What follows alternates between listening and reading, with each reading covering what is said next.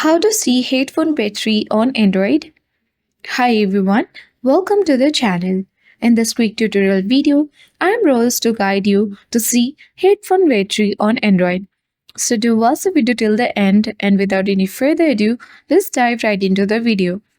First of all, in order to check or see the headphone batteries on Android device, first of all, your headphone must be well connected with the Android device. In order to connect both the devices, you simply need to turn on Bluetooth on both the devices. So simply, you need to swipe from up to down and bring this quick settings bar on your Android device.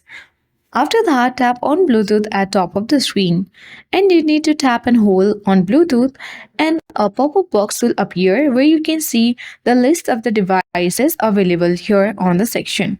You need to simply connect to your headphone, and after you connect and pair your Android device with headphone, the headphone battery percentage will appear in this way, and you can see that we have 100% battery of that headphone. So in this way, when the headphone is well connected with the Android device with the help of Bluetooth, you can easily see the battery percentage underneath its name.